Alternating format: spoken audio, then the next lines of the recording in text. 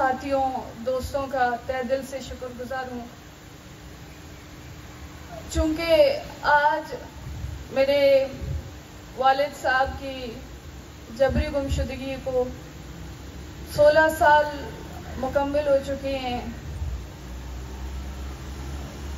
इस 16 सालों में मैंने कोई ऐसी फरियाद, कोई ऐसा जुमला, कोई ऐसी कानून और आइन की बातें, कोई एहतजाज, कोई लॉन्ग मार्च, कोई प्रोटेस्ट, अदालतों में जाना, सड़कों में दरबदर होना, जेलों में जेल काटना, पुलिस के हाथों लाठी और तशद्दुद होना, वो तमाम इन 16 सालों में मैंने हर एक तरीका आजमाया, जिसमें शायद मुझे लगता है कि मुझे कभी कोई मलाल ना हो कि ये कोई तरीका रह गया है कि जो अभी तक मैंने नहीं किया है।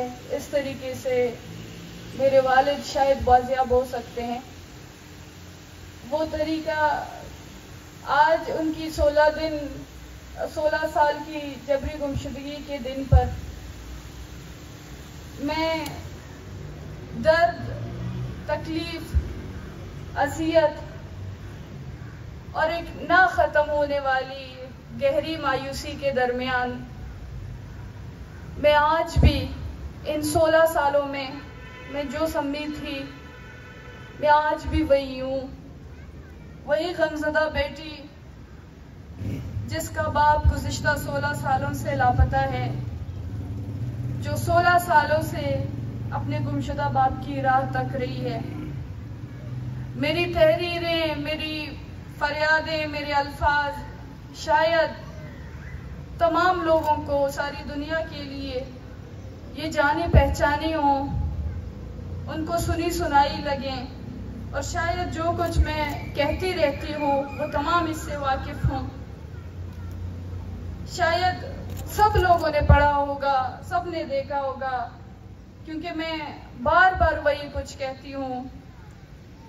लोग मुझसे कहते हैं कि मैं बार बार एक ही बात को दोहराती हूँ, मैं अपने जुमलों में, मैं अपने लफ्ज़ों में तब्दीली ले आऊं, लेकिन मैं क्या करूं? मेरा दर्द वही है, मेरा ज़ख्म वही है, मेरी तलाश वही जो नामुकम्मल तलाश है अभी भी वही है। 16 साल गुजर चुके हैं, लेकिन मेरी ज़बान पर आज भी वही सवाल है, वही मुतालबा कि मेरे वालिद को बाजियाब करो। न मेरी कहानी बदली, न मेरा दर्द, न मेरी जद्दोजहद। 16 साल पहले मैं जिस मकाम पर खड़ी थी, मैं आज भी वही उसी मकाम पर खड़ी हूँ, वही बेयकीनी, इंतज़ार और अज़ियत के साथ। न मेरा सवाल बदला, न मेरी जिंदगी। मैं आज भी उसी मकाम पर खड़ी हूँ जहाँ मैं आज से 16 साल पहले खड़ी थी।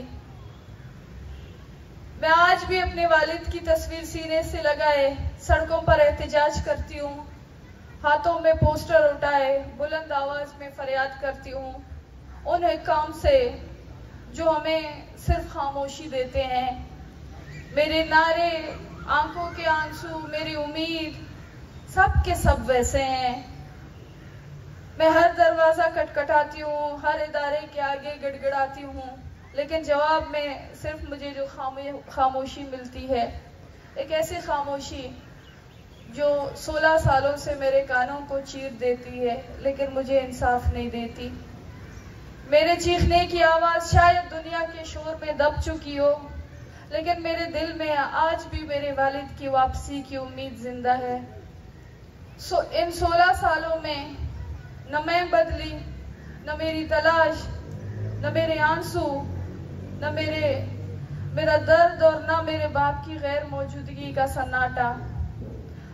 वक्त गुजर गया सबके लिए, शायद दिन, महीने, साल गुजरते गए सबके लिए, वक्त बदलता गया, लेकिन मेरी जिंदगी या मेरे घर के जो लोग हैं वो सब वहीं के वहीं खड़े हैं। मैं आज भी वही गमज़दा बेटी हूँ जिसके पास सिर्फ एक तस्वीर है, एक सवाल है और एक ना ख़त्म होने वाला इंतज़ार। मैं कभी कभी सोचती हूँ कि मैं क्या बदलूँ अपनी कहानी में, क्या लफ्ज़ बदल दूँ, क्या दर्द के अंदाज बदल लूँ, या वो ज़ख्म छुपा लूँ जो बरसों से हमारे दिल पर दागे गए हैं। क्या एक ही दुख को बार बार लिखना बेकार हो चुका है? क्योंकि मैं जानती हूँ आप सब ने सुन रखा था कि एक डॉक्टर था दीन मोहम्मद, जिसे रियासत ने जबरी तौर पर गायब कर दिया। और हाँ, आप ये कहानी शायद बारहा सुन चुके हों, इतनी बार कि अब वो सिर्फ एक खबर लगती है जिसको बार बार दोहराया जाता है, जो एक बार बार दोहराया जाने वाला एक जुमला। लेकिन मेरे लिए ये सब कुछ नहीं। वो जो जबरी गायब किया गया था, उसका खानदान आज भी उसकी वापसी का मुंतजिर है। ये बात अब शायद किसी के लिए नई या चौंका देने वाली नहीं रही है, लेकिन मेरे लिए ये हर दिन का नया एक जख्म है। मैं वो बेटी हूँ जिसके घर का माहौल आज भी सोगवार है, जहाँ मेरी माँ रोज अपने शौहर को याद करके आह भरती है और एक अधूरी जिंदगी जीती है, एक ऐसी बेवा जो बेवा कहलाने का हक भी नहीं रखती है। मेरे बहन भाई हर बार जब मेरे वालिद का नाम सुनते हैं और उनके आंखें नम होते हैं। आज भी हमारी हर खुशी अधूरी, हमारा हर लम्हा कर्ब में लपटा हुआ है।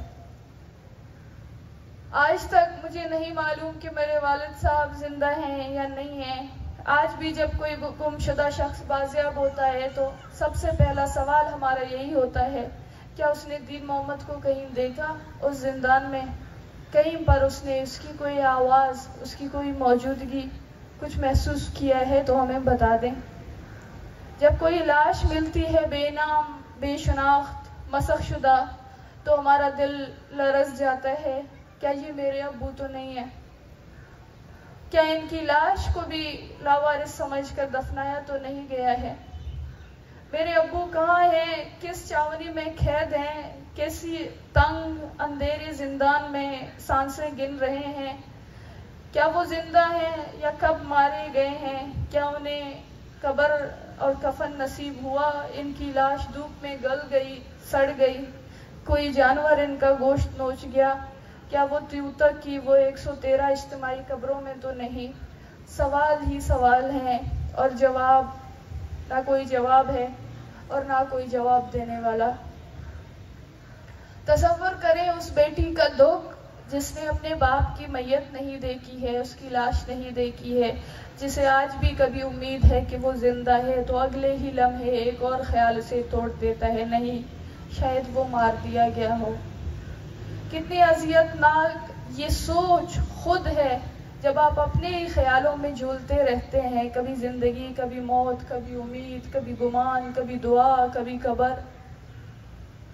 मेरे वालिद डॉक्टर दीन मोहम्मद बलोच, जो कि एक बावकार, बाइल्म, दर्द रखने वाले इंसान, वो सिर्फ हम बहन भाइयों के वालिद नहीं बल्कि वो उन गरीबों के मसीहा थे जिनके घरों तक न रोशनी पहुंचती थी, न सहूलत, न दवा, जहां दूसरे मरात याफ्ता डॉक्टर जाना भी गवारा नहीं करते थे। मेरे अबू वहां जाकर लोगों का इलाज करते थे, उनके जख्मों पर मरहम रखते थे।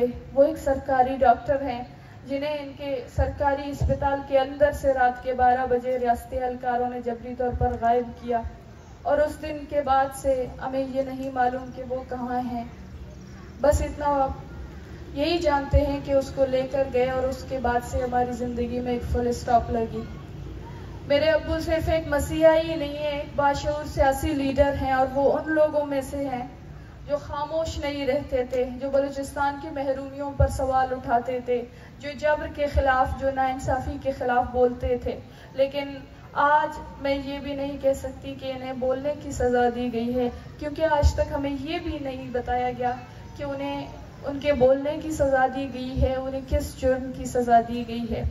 क्योंकि अगर वो मुजरिम होते तो उन्हें अदालत में पेश किया जाता, इन पर मुकदमा चलता, इनके जुर्म की वजाहत होती और फिर उन्हें सज़ा सुनाई जाती। लेकिन मेरे अब्बू तो आज तक किसी अदालत में पेश नहीं किए गए। हम उनके ख़ानदान वाले पुलिस स्टेशन गए, अदालतों के चक्कर काटे, इंसानी हकूक़ के इदारों और कमीशनों में गवाहियाँ दी, लेकिन कहीं से कोई तसल्ली बख्श जवाब नहीं मिला। उल्टा बल्कि हमसे सवाल किए गया, कौन ले गया तुम्हारे अब्बू को, क्यों ले गया, तुम्हें कैसे मालूम है कि वो रियासती इदारों के पास है। ये सवालात मेरे असल सवाल मेरे अब्बू कहाँ हैं कि बोझ को मज़ीद भारी कर देते रहे। और यूं करते करते 16 साल गुजर गए। 16 बरस से मैं यही सवाल करती आ रही हूँ, मेरे बाप कहाँ हैं, मेरे बाप के साथ क्या किया गया, लेकिन आज तक कोई जवाब नहीं आया, ना किसी अदालत से, ना किसी इदारे से, ना किसी इंसान से। जिस तरह मेरे वालिद डॉक्टर दीन मोहम्मद को सवाल करने की सज़ा दी गई, इसी तरह मुझे भी सवाल करने पर सज़ा मिली है। मुझे डराया जाता है, हरासान किया जाता है, मुझे मुल्क दुश्मन कहा जाता है, जेलों में डाला जाता है, और सिर्फ इसलिए कि मैं अपने बाप की वापसी का सवाल करती हूँ। ये हकीकत है कि यहाँ सवाल करना जुर्म बन गया है, और इस जुर्म की सज़ा कभी गुमशुदगी, कभी लाश और कभी ज़िंदगी भर का सन्नाटा है। लेकिन हमारे पास और कौन सा रास्ता बचा है? ना हमारी सुनी जाती है, ना हमारी तकलीफ समझी जाती है, और ना हमारे जख्मों पर मरहम रखा जाता है। तो अगर हम करें तो क्या करें? आज मैं इस रियासत से, इस अदलिया से, इस इक़्तिदार के ऐवानों से पूछती हूँ, अगर आपको हमारी खामोशी चाहिए, अगर आप चाहते हैं हम आवाज़ नहीं उठाएं, तो हमें सबको एक साथ मार डालें, क्योंकि जिस अज़ियत में हम जीते हैं इसमें खामोशी खुद एक मौत है, और हमें खामोशी की मौत कबूल नहीं है। रियासत, इसके इदारे, अदालतें और हुक्मरान सब ने जबरी गुमशुदगी के संगीन इंसानी मसले से नजरें छुड़ा रखी हैं। ये वो मसला है जिस पर कानून साजी होनी चाहिए थी, जिस पर संजीदा कौमी मुकालमा होना चाहिए था, लेकिन आज रियासत इस पर सिर्फ डिनाइल का शिकार है। हम गुमशुदा अफराद के लवाहिकीन जब सवाल करते हैं तो हमसे पूछा जाता है कि हम क्यों बोलते हैं, क्यों खामोश नहीं होते, हम सड़कें क्यों बंद करते हैं, पुलिस हमारा केस लेने से इनकार करती है, अदालतें चक्कर काट काट के तका देती हैं, कमीशनों में हमें तज़लील का सामना हो जाता है। जब हुक्मरान अपोजिशन में होते हैं तो हमारी माओं को के आंसुओं को उनको याद आते हैं, और उनसे वादा करते हैं कि जब हम हुकूमत में आते हैं सबसे पहले आपके मसले को हल करेंगे। लेकिन जैसे वो इक़्तिदार में आते हैं, वो सब वादे कागज़ बन जाते हैं, और फिर हम तन्हा, फिर नाउम्मीद। हम जब इस जबर के खिलाफ बात करते हैं तो हमारे खिलाफ तशद्दुद किया जाता है, बजाय हमारे तकलीफ को अपनाया जाए, सुना जाए। हमसे पाकिस्तानी सहाफ़ियों और दानिश्वरों के बलूचिस्तान में होने वाले पुरतशद्दुद वाक़यात के मज़म्मत की मुतालिबा आ जाती है। हम कहते हैं कि हमारे प्यारों को जबरी तौर पर लापता ना करें, हमें लाशें ना दें। सामने से सवाल आता है कि क्या आप इस वाक़ये की, पुरतशद्दुद वाक़ये की मज़म्मत करते हैं? हम कहते हैं कि हम अज़ियत में हैं, हम तकलीफ में हैं, हमें सुना जाए। आगे से कहा जाता है कि तुमने इस पुरतशद्दुद वाक़ये की मज़म्मत नहीं की, तुम खामोश हो इसलिए कि तुम इन पुरतशद्दुद वाक़यात और उनके जो ग्रुप्स हैं उनके साथ मिले हुए हो। हम इस रियासत से अपने ऊपर होने वाले जबर का हिसाब मांगते हैं तो हमसे कहा जाता है कि तुम रियासत से सवाल करते हो, लेकिन फ़िलां तंजीम की जानिब से फ़िलां वाक़ये पर तुम क्यों खामोश थे? हम खामोश नहीं थे। हम इस रियासत से, जिसके हम शहरी हैं, जो अपनी शहरियों की जान और माल की तहफ़्फ़ुज़ और सलामती का पाबंद है, हम बतौर रियासत अपने ऊपर होने वाले इस जबर के खिलाफ रियासत से पूछ रहे हैं, जिसके लिए ये रियासत हमें जवाबदेह है। रियासत ने शहरियों के तहफ़्फ़ुज़ के लिए इदारे बनाए हैं, कानून आइन का एक निज़ाम बनाया है, एहतिसाब और इंसाफ का एक निज़ाम बनाया है। आज हम इस रियासत से सवाल कर रहे हैं, इसका मतलब है कि हम इस रियासत को मानते हैं, इसकी अदालती निज़ाम को मानते हैं, और ये तवक्को करते हैं कि बतौर रियासत हम शहरियों को इंसाफ और तहफ़्फ़ुज़ देगा। अगर हम रियासत की सॉवरेनिटी को नहीं मानते तो हम इस रियासत से कभी इंसाफ का मुतालबा भी नहीं करते। जबरी गुमशुदगियों को कहीं कानून साजी के कागज में लपेट कर जस्टिफाई करने की कोशिश की जाती है, तो कहीं मीडिया में बैठकर कहा जाता है कि जबरी गुमशुदगियां तो हो ही नहीं रही हैं, या फिर कहा जाता है कि जबरी गुमशुदगियां इस वजह से की जाती हैं क्योंकि अदालतों में इनका जुर्म साबित नहीं होता है। आप तो रियासत हैं, ताकतवर हैं, आपने चाहा तो रात के 12 बजे अदालतें खुल गई, आप चाहें तो कुछ भी हो सकता है।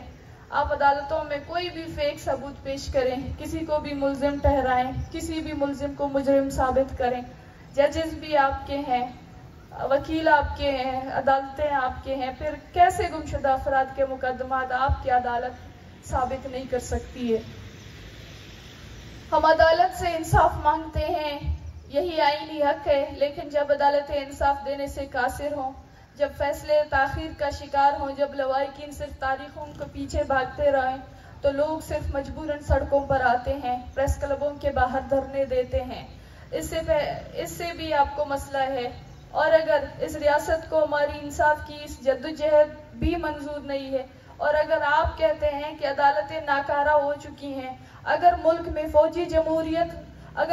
जमहूरियत नहीं है, अदालतें इंसाफ नहीं फराहम कर सकती है, तो आप आज ये ऐलान करें कि यहाँ अमरियत है, तो फिर अदालतें बंद कर लें, माशाल्लाह लगा लें, फौजी ट्रायल करें, ताकि किसी को कोई धोखा ना हो, कोई आपसे सवाल नहीं करे। लेकिन जब तक इन अदालतों के दरवाजे खुले हैं, जब तक आईन और कानून की बात होती है, हम अपने प्यारों के लिए ट्रायल का मुतालबा करते रहेंगे। आप किसी भी गलत फहमी में ना रहें कि एक तरफ आप जमहूरियत का ढोंग रचाते हैं और दूसरी तरफ से आप कहते हैं कि आपकी अदालतों में लोगों को इंसाफ भी नहीं मिल सकता।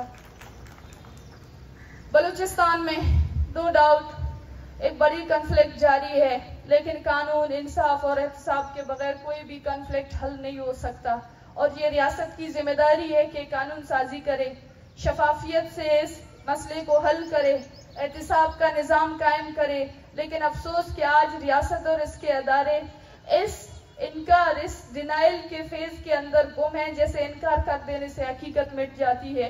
किसी किस्म का कोई इंसाफ की फराहमी का निज़ाम तो हो, लोग जाएं तो कहाँ जाएं, किससे इंसाफ का मुतालबा करें। रियासत जो सालों से जबरी गुमशुदगियों को डिनाई कर रही है, इस डिनाइल से हकीकत तब्दील नहीं होगी। और ये एक हकीकत है कि मुल्क में जबरी गुमशुदगियों का एक संगीन मसला है, और इस तरह के बयानिए से जिनके बारे में कहा जाता है कि वो जबरी गुमशुदा हैं, वो मिलिटेंट अटैक्स में पाए जाते हैं, या फिर जिनके बारे में कहा जाता है कि वो लापता हैं, वो तो लापता नहीं है, वो तो पहाड़ों में हैं, या फिर वो जो हम इस रियासत से आज सवाल करते हैं कि वो जो पहाड़ों में हैं, इनकी माएँ बहनें सड़कों पर सालों तक नहीं बैठती, इनके खानदान वाले रोज अदालतों के चक्कर नहीं लगाते।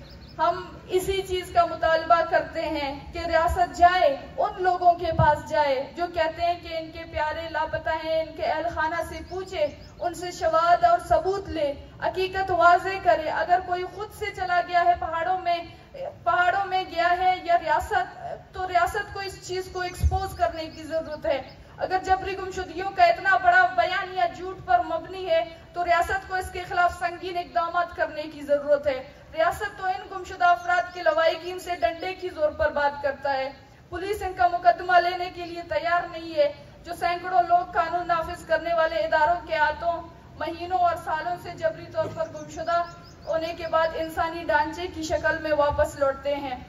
यहाँ कानून नाफिज करने वाले इदारे, उनसे जाकर तफ्तीश करें, लेकिन कोई तो जाए तफ्तीश करे, एक प्रोसेस तो शुरू हो।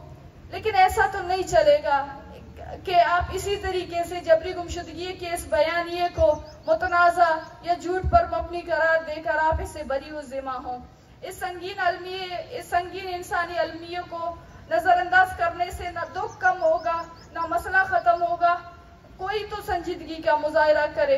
अब खुदारा हम दस्तबस्ता अपील करते हैं कि इस रियासत में कोई हुकूमत, वो जो जिनके पास नाम निहाद जमहूरियत है, उस नाम निहाद जमहूरियत के नाते वो जिस इस्लाम के नाम पर आपने ये मुल्क बनाया है, उस इस्लाम के नाम पे जिसमें इंसानी और इंसान के हकूक की सबसे पहले बात होती है, उस जो है इस्लाम के नाम पर या आपने ये मुल्क बनाया है, ये जो नाइंसाफी का निज़ाम आपने बनाया है, इस जबर और नाइंसाफी के निज़ाम को खुदारा ख़त्म कर दिया जाए। हम माएँ, हम बहनें, हम बेटियां, हम नफ्सियाती लोग बन चुके हैं। हमें समझ में नहीं आता कि हम कहाँ जाएं, किसके पास जाएं, लेकिन हम इस दुख और तकलीफ से पीछा नहीं छुड़ा सकते हैं। इसके लिए कोई तो तरीका अपनाया जाए, कोई एक रास्ता, कोई एक दरवाजा खुलाया जाए। आज अगर मेरे वालिद की जबरी गुमशुदगी को 16 सालों का तवील अरसा मुकम्मिल हो चुका है, तमाम हुकूमती अरकान से लेकर हर बाअसर शख्स के पास अपने वालिद की फरियाद लेकर गई हूँ। हर तरफ से मुझे मायूसी, बेबसी और नाउमीदी मिली है। मेरा सवाल आज उन तमाम इदारों से है, अदलिया से है, जमहूरियत के दावेदारों और सवाल करने वालों से है कि मैं और मेरे घर वाले कब तक इस मातमी, अजियतनाक और बेबसी की जिंदगी में कैद रहेंगे। कोई है क्या इस निज़ाम में जो मेरे लिए कदम उठा सकता है? मैं इस जबर के, अजियत के निज़ाम की तब्दीली के लिए तवक्को कर सकती हूँ कि कोई है कि इस निज़ाम में तब्दीली होगी। हमें आप और कुछ ना समझें, हमें आप कोई भी प्रायोरिटी ना समझें। हाँ, आप हमें बाहर मुल्कों के एजेंट और प्रॉक्सी समझते हैं। हम कहते हैं कि आप हमें बाहर मुल्कों के एजेंट्स और प्रॉक्सीज की तरह डील करें, तब भी हम खुश हैं। लेकिन हम देखते हैं कि आपने इंडिया के एजेंट्स को भी आपने फेयर ट्रायल का हक दिया। उनकी माओ और बहनों को ये पता है कि वो कहाँ है, वो किस हाल में है। वो भी एक ट्रायल के जरिए से उनकी केस की एक प्रोसीजर चल रही है। तो क्या हम जिनके हमारे पास पाकिस्तान का शनाख्ती कार्ड है, वो इतना भी हक नहीं रखते कि वो जो इंडियन, जो जासूस, जिनको आप इंडियन प्रॉक्सी कहते हैं, आप उनको इतना हक दे दें? हम इससे बड़ी आपसे हक नहीं मांग रहे हैं, हम इससे बड़ी हक की तवक्को नहीं कर रहे हैं आपसे, लेकिन हम ये कह रहे हैं कि आज आप हमें दहशतगर्द कहते हैं, आज जो हमें बाहर मुल्कों की प्रॉक्सी कहते हैं, आप हमारे लोगों को उस प्रॉक्सी, उस दहशतगर्द की जितना आप उनको फेयर ट्रायल का मौका दें, अपने डिफेंड करने का मौका दें, हम आपके मशकूर होंगे। मैं आखिर में यहाँ पे मौजूद तमाम साथियों का तहे दिल से शुक्रगुजार हूँ। अभी हमारी 5 मिनट या 10 मिनट की एक छोटी सी ब्रेक होगी। उसके बाद हमारे जो ऑनलाइन वीडियो स्पीकर्स हैं, जो कि जिन्होंने हमें ज्वाइन किया है और उनकी वीडियो पैगामात हैं, आज के मेरे वालिद के जो है जबरी गुमशुदगी के दिन के हवाले से तमाम साथियों से दरख्वास्त करती हूँ कि 10 मिनट के बाद हम उस वीडियो सेशन को शुरू करेंगे, तो आप लोग आकर हमें ज्वाइन करें। शुक्रिया।